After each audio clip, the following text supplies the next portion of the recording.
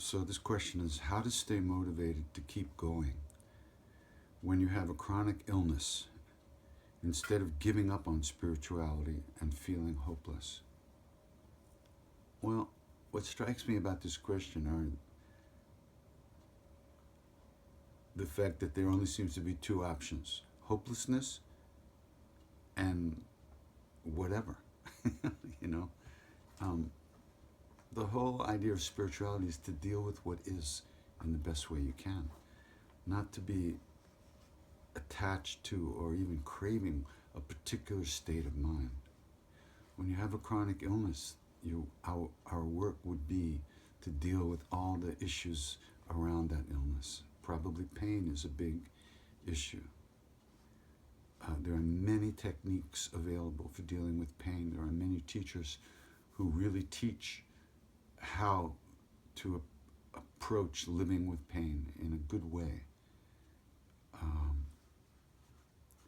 It's certainly possible to deal with it, and that's your spiritual work. Not sitting around feeling some kind of false joy or some kind of stupid bliss that's just like watching a movie for entertainment.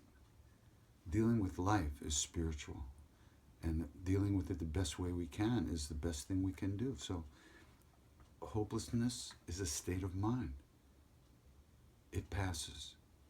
Even if the pain doesn't go away, that state of mind of hopelessness can pass. For instance, they always say, heaven is eternal as long as you're in it. The state of mind that is heaven has the quality of eternalness. But when that passes, it's not eternal anymore, was it? Same with hell. Now, this goes, whether there's a heaven and a hell, like a country you go to live in, I don't know. But there's certainly states of mind that qualify as heaven-like and hell-like. And none of them are eternal. The karmas that brought you into that situation are sooner or later exhausted, and then you're booted right out into another state of mind. So, despair and hopelessness are very difficult to deal with because of the qualities that they have, that it's always going to be this way.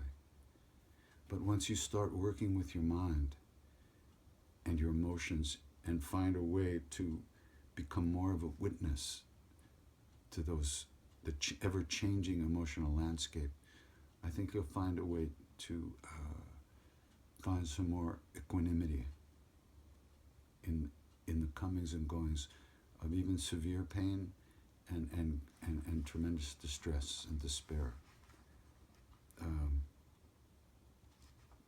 The great saints, they feel pain like we do, but they don't feel it the same way we do because they're not identified with their bodies.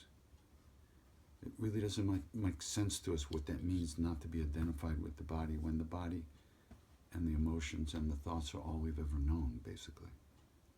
But there is another vector that you can enter into, that you can train yourself into, and be trained to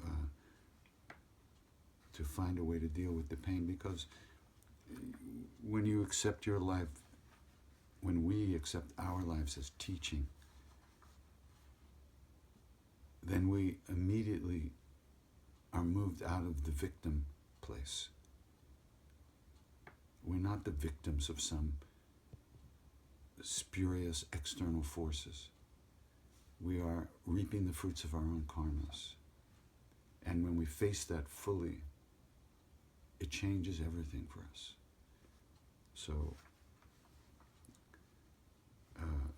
don't give up, and at the same time, don't take that to mean that feeling bad as having failed, or giving into the pain as having failed. There's no failure here. It's a training process.